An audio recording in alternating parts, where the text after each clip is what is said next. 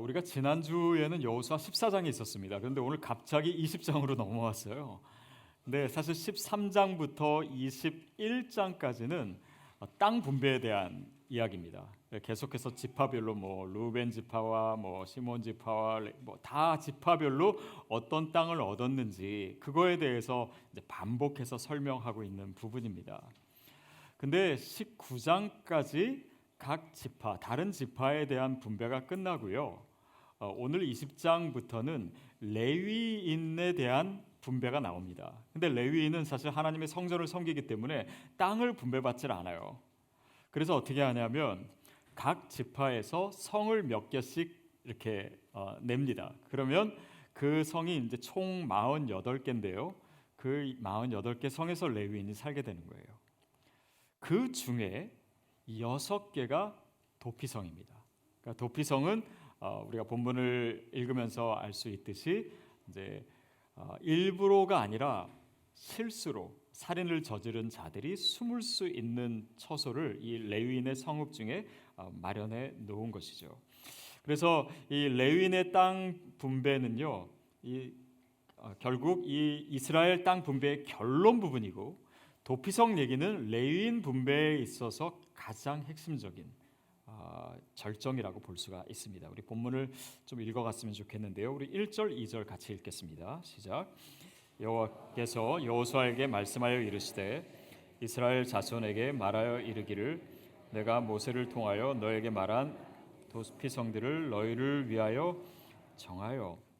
근데 이 도피성에 대한 얘기를 하시면서 이것을 모세에게 이미 명령한 것이라고 언급하고 있습니다. 다시 말하면 율법에 포함되어 있는 것이죠. 우리가 흔히 생각할 때 율법이라고 하면 뭔가 이렇게 정죄하고 잘못하면 처벌하고 이런 차원에서 율법을 알고 있는데, 사실 이 율법 안에는 오늘 도피성과 같이 거기에 용서하고 지켜주고 그런 은혜와 사랑의 메시지들이 담겨져 있습니다.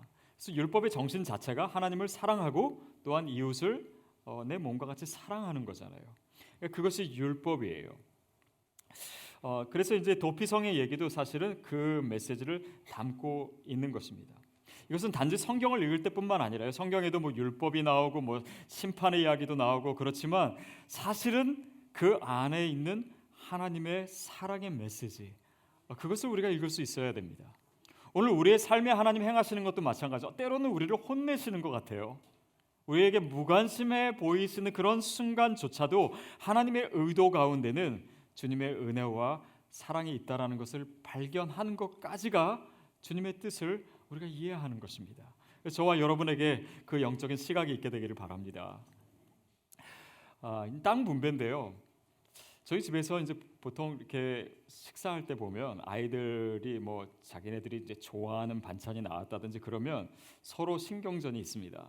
그래서 너 몇 개 먹었어? 이렇게 물어보기도 하고 그래요. 이게 뭔가를 나눈다라는 것이 사실은 되게 민감한 문제가 될 수가 있는 것이죠. 하물며 땅은 어떻겠습니까? 그러니까 이스라엘 백성들이 이제 땅 분배를 하는 데서 중요한 것은 얼마나 정확한 기준과 합리적인 판단과 형평성을 가지고 땅을 분배하는가, 이게 사실 중요합니다. 그런데 그 안에 도피성의 얘기가 있다라고 하는 것은 그 정의를 얘기하는 땅 분배 속에 담겨 있는 사랑의 메시지를 우리가 읽어내야 된다라고 하는 것이죠. 그래서 도피성이라고 하는 것은 살인한 사람이 내가 일부러 그런 것이 아닌데 자기가 가해자가 됐어요. 그러면 피해자 가족이 복수를 하려고 하잖아요. 그러니까 자기 생명을 유지하기 위해서 도망갈 곳이 필요한데 그곳이 바로 도피성입니다. 그래서 3절부터 5절까지 보면 도피성에 대한 자세한 이제 안내가 기록되어 있고요. 보통 이렇게 해서 이제 가해자가 살인자가 돼가지고 도망가서 도피성에 가면은 그 문 어귀에서 거기에 있는 장로에게 자기의 사정을 얘기합니다. 그러면 그 사정을 듣고 이 사람을 성 안으로 들이고 복수하는 사람이 그를 찾으려 할 때도 이 사람을 지켜주고 보호해줘야 된다라고 하는 내용이 나와 있어요. 그런데 6절에 가면은 한 가지 특이 사항이 나옵니다. 그래서 6절 말씀 같이 읽겠습니다. 시작. 자는 회중 앞에 서서 재판을 받기까지 또는 그 당시 대제사장이 죽기까지 그 성읍에 거주하다가 그 후에 그 살인자는 그 성읍 곧 자기가 도망하여 나온 자기 성읍 자기 집으로 돌아갈지니라 하라 하시니라. 자, 그 사람은 언제까지 도피성에 있을 수 있냐면요, 재판을 받기까지. 그래서 그게 과실치사라고 증명이 되면 계속 있을 수 있는 것이죠. 그리고 또 언제까지 있을 수 있냐면 그 당시에 대제사장이 죽기까지 있을 수 있는 거예요. 근데 좀 이상하지 않습니까? 아니, 이 사람이 지은 죄와 대제사장이 무슨 관계가 있길래 이 사람이 죽으면 거기서 나와야 된다라는 것, 대제사장이 죽으면 나와야 된다는 것이 쉽게 이해되지 않을 수 있습니다. 그러나 이 유대인의 개념에서는 뭐냐면 대제사장이 이 사람을 위해서 이미 속죄했다라고 하는 의미입니다. 그러니까 이 내용은요, 우리가 예수 그리스도의 속죄라고 하는 의미로 연결시켜야지만 사실 이해될 수 있는 것이에요. 그분이 우리를 위해서 죽으셨다. 그분이 우리를 위해서 속죄하셨기 때문에 우리는 용서받은 것이고 더 이상 죄인으로서가 아니라 의인으로 살 수 있는 것이고 우리가 보호받을 수 있다라고 하는 의미가 마치 그림자처럼 이 도피성의 이야기 속에 나타나는 것입니다. 그래서 이 대제사장이 신약에 가면은 누구를 가리킵니까? 예수 그리스도를 가리키죠. 히브리서에서도 그 얘기가 많이 나오고 신약 전체에서도 있습니다. 우리 히브리서 3장 1절 말씀 같이 보겠습니다. 시작. 함께 하나님 하늘의 부르심을 받은 거룩한 형제들아, 우리가 믿는 도리의 사도이시며 대제사장이신 예수를 깊이 생각하라. 대제사장이신 예수에 대해서 나와 있습니다. 그런데 이것이 도피성 얘기를 하면서 대제사장이 우리에게 주는 의미와 지금 예수님을 대제사장이라고 했을 때의 의미는요, 훨씬 더 확장됩니다. 뭐냐면 이 도피성에서는 실수로 죄에 지은, 실수로 살인을 한 사람만 보호받을 수 있었어요. 그러나 예수님의 대제사장적 의미로서는 어떻습니까? 실수로 죄를 범한 사람뿐만 아니라 고의로 죄 지은 사람도, 고의로 살인한 사람까지, 과거의 죄뿐 아니라 지금의 죄까지 주님께 있어서는 어떤 죄도 용납받지 못할 죄는 없습니다. 그분의 십자가는 이 모든 것을 사하시는 능력으로 우리에게 주어진 것이에요. 또 한 가지는 대제사장이 이제 죽으면 이 사람은 도피성에서 나와야 돼요. 그럼 다시 위험해지는 것입니다. 그런데 어떻게 해야 됐죠? 예수 그리스도에게 있어서는 그분은 십자가에 달려 죽으셨을 뿐 아니라 부활하신 분이세요. 그러니까 그분의 용서와 이 그분의 속죄에는요, 제한이 없습니다. 기한이 없어요. 그분이 우리에게 허락하신 이 구속은요, 완전한 속죄인 줄로 믿습니다. 영원한 구원이에요. 그래서 그 의미가 훨씬 더 확대되는 것입니다. 자, 그래서 도피성이신 우리가 하나님께 들어가기 전에는 이 죄와 사망의 이 법에 지배받을 수밖에 없어요. 그러나 우리가 그리스도로 인해서 이 사망에서, 법에서 벗어났다라고 하는 것입니다. 그러므로 로마서 8장에서 뭐라고 얘기하면, 그러므로 이제 그리스도 예수 안에 있는 자에게는 결코 정죄함이 없나니 이는 그리스도 안에 있는 생명의 성령의 법이 죄와 사망의 법에서 너를 해방하였습니다. 이렇게 선포하고 있지 않습니까? 결코 정죄함이 없다. 더 이상 죄와 사망의 법에 우리가 붙들림 바 되지 않기 때문에, 거기서 해방되고 자유하게 되었기 때문에 그리스도인에 의해서 우리가 온전한 자유함을 누릴 수 있다라고 하는 것입니다. 저와 여러분이 그렇게 용서됐어요. 우리가 도피성으로 들어가게 된 것입니다. 혹시 여러분 가운데 아직 도피성 예수 그리스도 안에 들어가 있지 않다라고 생각되는 분이 있다면 여러분에게 오늘 그 기회가 있습니다. 저는 어렸을 때부터 좀 폼생폼사였습니다. 그래서 이제 부모님에게 좀 혼나거나 회초리 맞을 때도요, 폼을 딱 잡고 아주 담대하게 맞았어요. 그러니까 때로는 네가 태도가 건방지다 그러고 더 맞을 때도 있었습니다. 근데 이제 제 동생은 좀 모습이 달랐어요. 어머니가 이제 회초리 들고 때리려고 하면은 도망갔습니다.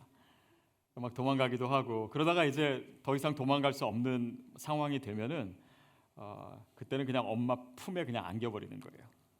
그러면 어머니가 그냥 피식 웃으시면서 얘가 왜 이래 그러면서 이제 끝나버리는. 그래서 안 맞을 때도 많았던 것 같아요. 여러분 누가 더 지혜롭습니까? 근데 우리가 주님 앞에 갈 때 또 이 죄의 문제, 죽음의 문제 그것을 우리의 방법대로 또 우리가 정말 그것을 한번 대면해 보겠다고 아니면 피해 보겠다고 아니요 거기에 우리의 답이 있지 않습니다. 그냥 엄마 품에 들어가듯이 하나님 품에 들어가는 거예요.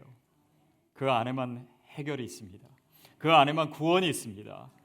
그래서 그것이 하나님께서 우리에게 가르쳐 주신 것이고 예수 그리스도를 통해서 우리에게 열어주신 구원의 길입니다. 이미 용서되었다라고 하는 사실을 기억하십시오.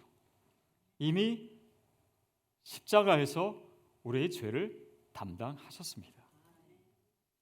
어떤 분은 죄를 지으면 헌금을 내요. 조그만 죄를 지으면 좀 헌금을 내고 큰 죄를 지으면 큰 헌금을 내고. 근데 그게 그렇다고 죄가 보상이 됩니까? 그렇지 않습니다. 뭐 힌두교인들처럼 뭐 겐지스 강에 몸을 담그고 있으면 죄의 문제가 해결될까요? 불상 앞에 돈을 드린다고 우리의 죽음의 문제, 우리의 영혼의 문제가 어떻게 해결될까요? 무릎으로 고행을 하는 그 시간을 통해서 어떻게 우리의 죄의 문제가 그냥 우리의 마음은 보상 심리에 있어서 뭔가 좀 편해질 수는 있지만 그것은 우리의 방법이지 하나님의 방법이 아닙니다. 오직 예수님께만 그 길이 있고 그래야 그리스도를 통해서 우리가 하나님 안으로 들어갈 수 있는 것입니다. 그러니까 더 이상 그냥 내가 죄인이기 때문에 내가 잘못했기 때문에 하나님이 나를 사랑하시지 않을 거야 라고 생각하지 마십시오. 또 내가 지금 어려운 상황 가운데 있는 것은 하나님이 나에게 무관심하시거나 나를 미워하시는 거야 라고 생각하실 필요도 없습니다. 그에게는 용납하지 못할 죄가 없기 때문이에요. 7절부터 9절까지 말씀 우리 같이 다시 읽겠습니다. 시작. 이에 그들이 납달리의 산지 갈릴리 게데스와 에브라임 산지의 세겜과 유다 산지의 기랏 아르바 곧 헤브론과 여리고 동쪽 요단 저쪽 르우벤 지파 중에서 평지 광야의 벳셀과 갓 지파 중에서 길랏 라목과 므낫세 지파 중에서 바산 골란을 구별하였으니 이는 곧 이스라엘 모든 자손과 그들 중에 거류하는 거류민을 위하여 선정된 성읍들로서 누구든지 부지 중에 살인한 자가 그리로 도망하여 그가 회중 앞에 설 때까지 손에 죽지 아니하게 하기 위함이라. 뭐냐면 도피성이 구체적으로 어느 지파 어느 지역에 있었는지를 얘기하고 있습니다. 이거를 그냥 우리가 글로 읽는 것보다 좀 지도를 보면은 좀 명확하게 이해할 수가 있어요. 자, 이스라엘인데 지금 노랗게 이렇게 서클로 해놓은 데가 도피성의 위치입니다. 자, 보세요. 이 도피성이 지파별로 분배된 것이 아닙니다. 6개밖에 안 돼요. 근데 이 지역을 보듯이 이스라엘 전역 땅에 골고루 분포되어 있습니다. 다시 말하면 지역적 분배를 한 거예요. 왜냐하면 어느 곳에 어느 지파 사람들이 이런 상황에 처했을 때 가장 빨리 갈 수 있는 도피성이 있게 하기 위해서. 그래서 이 의미를 우리가 생각해 보는 것이 좋습니다. 그것은 뭐냐면 이 도피성이라고 하는 것은 공평한 거예요. 어느 지역에 살든 어느 지파이든 공평한 것입니다. 그리고 이 길은 굉장히 잘 닦여 있고 신명기에 보면 이 길을 매년 수리할 정도로 이 길에 대해서 사람들이 갈 수 있도록 편의를 제공합니다. 다시 말하면 무엇입니까? 누구든 하나님의 용서에서 제외될 수 있는 사람은 없다. 요한복음 3장 16절에서 말씀하는 바와 같이 하나님이 세상을 이처럼 사랑하사 독생자를 주셨으니 누구든지입니다. 나는 아닐 거야 라고 하는 그 사람까지 포함해서 누구든지 그를 믿으면 멸망치 않고 영생을 얻게 하려 하심이니라. 그 사랑의 대상, 그 구원의 대상, 그 용납의 대상에 바로 내가 있다라는 사실을 여러분 반드시 기억하셔야 됩니다. 그래서 우리가 이제 땅 분배를 할 때 뭐 이스라엘 백성이 어디를 차지하느냐, 뭐 도피성이 어디 위치하냐 이런 위치에 대해서 우리가 지금 생각을 하고 있는데요. 한 번은 제가 몇 년 전에 이제 축구를 하는데 저는 사실 축구 별로 안 좋아하고 잘 하지도 못합니다. 근데 오랜만에 정말 한번 해봤는데 진짜 힘들더라고요. 근데 진짜 힘든 건 뭐였냐면 볼이 저한테 안 오는 거예요. 그래서 내가 위치 선정을 좀 잘해야 되겠구나. 축구에는 이게 중요하구나라고 생각했는데 사실 생각해 보면 위치의 문제가 아닙니다. 아무리 제가 위치를 잘 잡고 있어도 제가 늘 헛발질만 하는데 저에게 패스를 해주겠습니까? 안 해주겠습니까? 안 해줘요. 그러니까 누군가가 사실은 더 중요한 거예요. 위치보다도. 지금 이스라엘 백성에게 땅 분배합니다. 당신들이 어디에 위치하고 뭐 어디에 성을 세우고 이런 얘기를 잔뜩 하는데 이 땅 분배의 목적은 하나님의 약속에 있어서 궁극적인 것이 아닙니다. 많은 사람들이 이 약속의 성취를 가나안 땅을 차지하는 거라 생각해요. 어느 지파가 어느 곳을 분배받느냐 여기에 목적이 있다고 생각하는데 그렇지 않습니다. 하나님의 목적은 어디에 있냐면 이 도피성을 통해서 메시지를 주시듯이 이스라엘 백성들이 하나님의 사랑과 긍휼을 받은 자로서 그 사랑과 긍휼을 어떻게 살아내는가, 다시 말하면 어떠한 하나님의 백성이 되는가에 있는 것이에요. 그것이 하나님의 약속입니다. 하나님과 이스라엘 백성이 맺은 계약이 뭐예요? 나는 너의 하나님이 되겠고 너희는 나의 거룩한 백성이 될 것이다. 이게 하나님의 계약이에요. 이것이 하나님이 주시고자 하시는 약속의 성취입니다. 땅 문제가 아니고 위치의 문제가 아니에요. 우리는 신앙생활 하면서도 여전히 위치의 문제에 머물러 있을 때가 많습니다. 하나님 나에게 도대체 뭘 주실까? 내가 기도하는 거, 내가 바라는 거, 내 꿈이 있는데 하나님이 그거 과연 해주실 것인가? 해주시면 약속의 성취고 그것이 아니면 아닌가요? 아닙니다. 그 위치의 문제가 아니에요. 내가 어느 교회를 다니느냐의 문제도 아닙니다. 내가 어느 교파에 속했느냐 문제가 아니에요. 내가 하나님으로부터 내가 어느 직분을 갖고 뭘 소유하고 이게 약속의 성취가 아니라 하나님의 백성이 어떤 모습으로 살아가야 되는지 바로 그것을 하나님께서 도피성을 통해서 우리에게 가르쳐 주시고 보여주시는 것입니다. 그래서 이 도피성에 들어간 사람들은요, 그 들어가서 뭐 하겠습니까? 예배드리고 말씀 배우고 훈련받고 그러겠죠. 그러니까 도피성에 들어간 사람들이 그 안에서 도피성이 되어갑니다. 다시 말하면 내가 어떤 용서를 받고 어떤 보호를 받았는가, 하나님의 어떤 은혜를 받았는가를 그 안에서 알고 누리게 될수록 그 안에서 회복되는 거예요. 그 안에서 변화되는 것입니다. 결국 오늘날 교회가 도피성이 되어야 됩니다. 잘못 이해하면 세상에서 힘들고 어렵고 그러니까 세상으로부터 피해서 여기서 좀 숨어 있고 이런 의미의 교회가 아니고 이런 의미의 도피성이 아니라 이 도피성의 메시지를 가지고 이 사랑과 은혜의 터 위에 서 있는 교회를 얘기하는 것입니다. 필립 얀시의 놀라운 하나님의 은혜라고 하는 책에 이런 예화가 들어 있습니다. 어느 한 창녀가 있는데 이 창녀는 자기의 몸을 팔 뿐 아니라 자기의 2살짜리 딸도 변태 성욕자에게 내어주는, 하룻밤을 자기하고 돈을 받는 이런 여인이 있습니다. 그래서 돈을 받아서 자기의 마약값으로 쓰는. 이 사람에게 어느 누가 한 번은 교회에 가본 적이 있냐고 물어봤습니다. 근데 이 여자가 뭐라고 대답했냐면 교회요? 거기 내가 못하러 가요. 안 그래도 내 삶이 이렇게 비참한데 교회 가면 그 사람들 때문에 내가 더 비참해져요. 여러분 물론 소수이겠지만 어떤 사람들이 그 교회에 대해서 이런 인식을 갖고 있는 거에 대해서 참 마음이 아프기도 하고 어떻게 보면 이 교회의 현실을 들킨 것 같아서 그런 마음도 듭니다.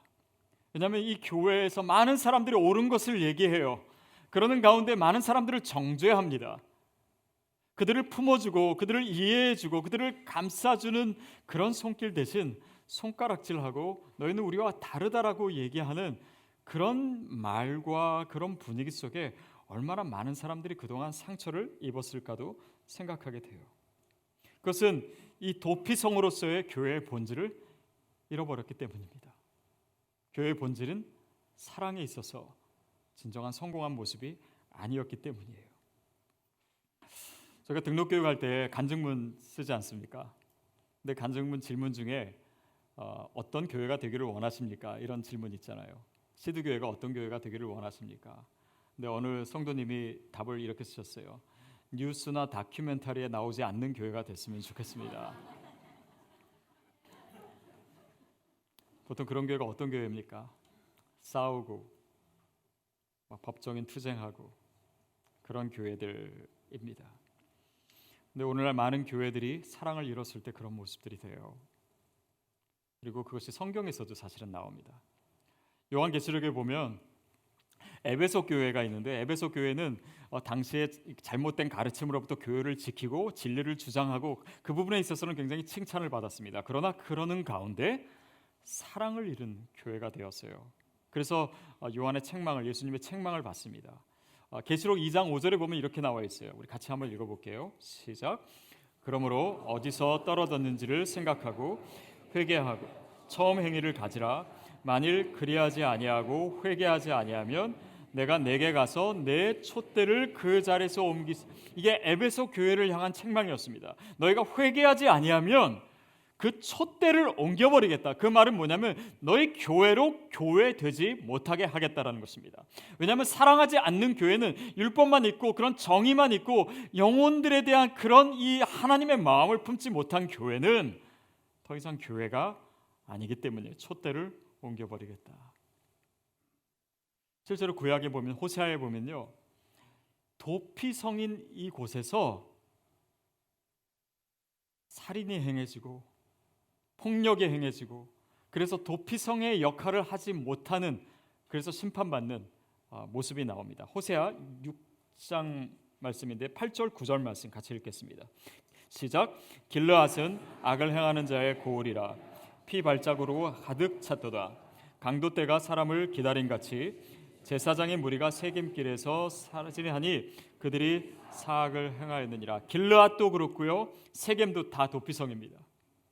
그런데 여기 있는 사람들이, 여기 있는 제사장들이 실제로 그 영혼들을 품기보다는 폭력을 행하고 말로 상처를 주고 또 싸움을 하고 이런 이 타락된 모습이 구약에도 있었고 신약에도 있었던 것이에요. 그리고 안타깝게도 그 모습이 오늘날에도 답습되고 있습니다. 여러분, 그런 걸 보면서 우리 교회를 생각하게 됩니다. 우리가 어떤 교회가 돼야 될까? 또 그 교회의 한 지체로서 내가 어떤 모습으로 세워져야 될까? 여러분, 사실 교회는요, 누구나 오실 수 있습니다. 그렇죠? 여기 교회가 성도들을 선택할 수가 없습니다. 여러분 오시는데 뭐 이력서 내시고 그리고 백그라운드 체크하고 또 추천서 받고 인터뷰하고 인격 테스트, 성격 테스트 다 하고 받지 않았습니다. 그렇죠? 그러니까 누구든지 오실 수가 있는 것이에요. 여러분이 누구이든, 여러분이 어떤 상처를 가졌든, 여러분의 성격이 어떻든, 여러분의 과거에 어떤 일이 있었던 그것을 교회가 묻지 않고 받습니다. 그렇기 때문에 교회는요, 굉장히 취약한 공동체가 될 수 있습니다. 사실입니다. vulnerable해요. 어떻게 보면 늘 문제가 생길 수밖에 없기도 합니다. 상처 입기 쉬운 공동체예요. 도피성과 같기 때문입니다. 근데 도피성도 생각해 보세요. 거기에 정말 실수로 죄 지은 자들만 왔을까요? 아니에요. 애매한 사람도 왔을 거고 거짓말하는 사람도 왔을 겁니다. 그러니까 도피성 그 자체가 사실은 진짜 도피성이 되기에 어려운 곳이 될 수도 있었을 것입니다. 그래서 어떤 사람이 와도 좋아요. 저희 시드교회도 어떤 사람이 와도 좋습니다. 신천지 빼고 다 없어지셨습니다. 그런데 이렇게 누구나 와서 우리가 공동체를 이루는데 우리가 진짜 도피성이 될 수 있는 유일한 길이 뭔지 아십니까? 저와 여러분 한 사람 한 사람이 도피성이 되어가는 것입니다. 다른 사람이 피할 수 있는, 다른 사람이 위로받을 수 있는, 내가 다른 사람을 보호해 줄 수 있는 그런 도피성으로 한 사람 한 사람 세워져 갈 때만이 교회가 도피성으로서의 역할을 할 수가 있어요. 저는 그런 교회가 되기를 원합니다. 한 번은 이제 한국에 있는데 제 동생이 제 동생이 이제 아들 둘이 있는데 이게 지내는 모습을 보고 진짜 뭐 저도 제 아들이랑 잘 지낸다고 생각했는데 정말 제 동생은 아들들이랑 너무 가깝게 지내는 거예요. 그래서 그 친밀감의 비결이 뭐냐 이렇게 물어봤더니 자신이 늘 이렇게 예배하면서 그런 얘기를 했다라는 거예요. 너희들이 잘못하면 아빠가 바로 잡아주고 또 뭐 잔소리도 할 거고 그리고 때로는 혼내주기도 하겠다. 실제로 제 동생은 이 혼낼 때 굉장히 무섭게 하더라고요. 근데 너희들 인생에서 너희가 뭔가를 잘못하거나 실패하거나 해서 다른 사람들이 다 너희 편이 아닐 때, 다른 사람들이 다 너에게 손가락질할 때, 다른 사람들이 다 네가 잘못했다라고 할 때 아빠는 무조건 네 편이다. 아빠는 끝까지 네 편이다. 네가 뭘 했든 간에 상관없이 아빠는 끝까지 네 옆에 있어줄 거야. 네 편이 돼줄 거야. 아이들이 그 마음을 아는 거예요. 여러분 자녀에게도 그런 말 해주시길 바랍니다. 여러분 우리가 하나님께 받은 이 사랑에는요, 물론 하나님께서 우리에게 하지 말라고 하시는 것도 있고 또 때로는 하나님이 우리의 삶에 있어서 개입하시고 또 고난 가운데 두실 때도 있습니다. 그러나 우리가 그 상황에서조차 절대 의심하지 않아야 될 것은 그분은 예수 그리스도를 그 자기의 생명을 주시기까지 아들을 내어주실 만큼 우리를 사랑하셨다는 것입니다. 그 사랑의 기초에 있을 때 이 율법이 왜곡되지 않는 것입니다. 사랑의 율법의 완성은 사랑이 되는 이유가 바로 거기에 있습니다. 오늘날 교회의 문제가 어디에 있습니까? 교회가 너무나 옳은 얘기만 하는 것에 저는 문제가 있다고 생각해요. 사형제 폐지에 대해서도 교회가 주장할 수 있습니다. 낙태는 잘못된 것이라고 주장할 수 있습니다. 동성애는 잘못된 것이라고 교회가 그것을 주장하는 그것도 필요해요. 그러나 그 마음에 혐오가 아닌 사랑이 있어야 되는 것입니다. 그래야 변화를 일으킬 수 있는 것이에요. 옳고 그름만 얘기하고 교회는 이래야 된다 그러고 성도는 이래야 된다 그러고 이렇게만 하는 가운데 진짜 그 마음에 하나님의 마음에 있는 이 사랑의 이 도피성의 메시지가 전달되지 않는 한 그 율법은 율법주의가 될 것입니다. 그 옳고 그름을 판단하는 것은 다른 사람을 정죄하고 끝나게 될 거예요. 그러나 하나님이 우리에게 하신 방법은 그것이 아니었습니다. 주님이 교회를 세우시고 또 교회를 이끄시는 방법도 그 복음 가운데 나타나 있는 또 도피성 가운데 나타나 있는 하나님의 방법이 되어야 된다라고 믿습니다. 저는 오늘 설교 제목을 나의 피난처 이렇게 지었습니다. 하나님이 나의 피난처세요. 저와 여러분의 피난처십니다. 우리가 쉴 수 있고 우리가 위로받을 수 있고 우리를 지켜주시고 우리를 품어주시는 그분이 저와 여러분의 피난처입니다.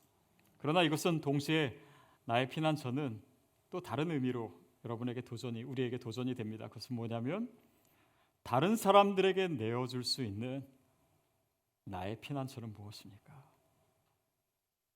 내 안에 들어와서 쉴 수 있도록 그냥 잘못했다라고 지적해 주는 것이 아니라 잘못했음에도 불구하고 끌어안아 줄 수 있는, 사랑해 줄 수 있는, 도피성이 될 수 있는, 피난처가 될 수 있는 저와 여러분이 되기를 바랍니다.